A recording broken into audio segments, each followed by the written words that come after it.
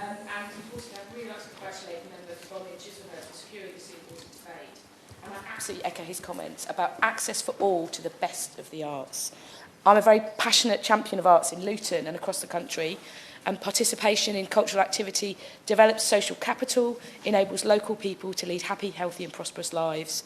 Financial security has rarely been more important for our arts and cultural organisations, having weathered the challenges from the COVID pandemic and a decade of funding cuts to the arts.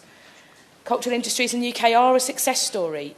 Last year in 2021, the gross value added by the creative industries was £104 billion. And that's why the role of the Arts Council is very important, and its funding decisions are critical to encouraging creativity across the country and all our communities. In Luton, we have a rich and thriving arts and cultural sector. It enriches our town's cultural diversity, encourages investment and supports social mobility and inclusion. Arts, culture and creativity are central to the Luton 2020-2040 vision for a place where everyone can thrive across all our communities. And the Arts Council plays a critical role in this. Last year, brilliant Luton organisations, Wardown House Museum, Luton Carnival Arts Development Trust, Tangled Feet Theatre and Music 24 Community Music Group each received funding as national portfolio organisations.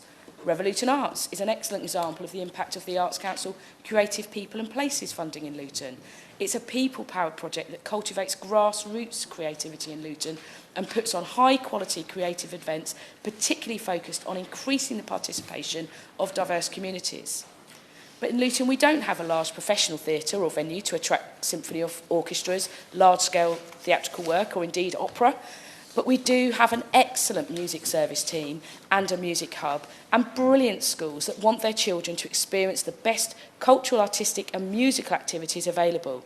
So that's the reason I was disturbed by the original Arts Council decision, because its funding of the English National Opera was helping bring opportunities to our young people and has led to a strong partnership between the E&O and Luton Music Hub.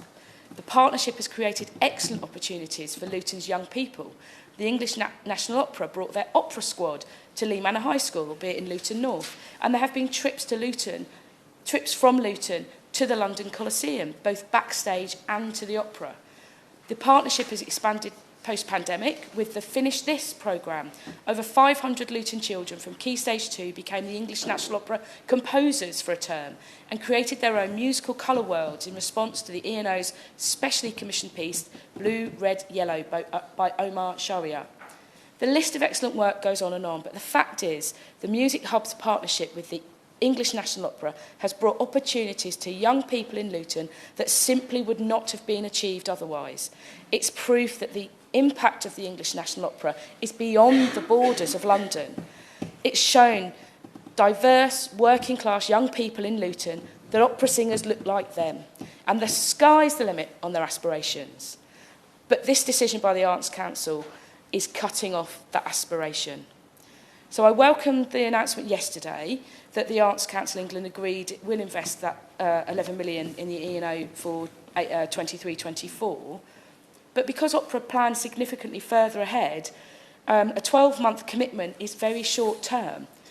It was last November the Arts Council said they would ring-fence £17 million for the 3 years of transitional funding. So if we take that funding for year one, can we only assume that it leaves about 2.7 million a year for the following 2 years, compared to its previous 12.8 million annual funding?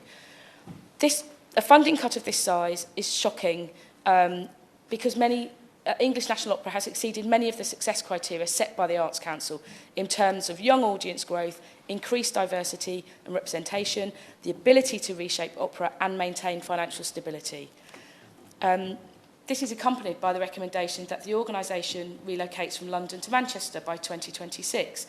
And I agree with others, it doesn't make strategic sense, given Opera North already has a presence in Manchester. So I absolutely agree with others that the Arts Council needs to provide an opera strategy so we can see what their intent is behind this.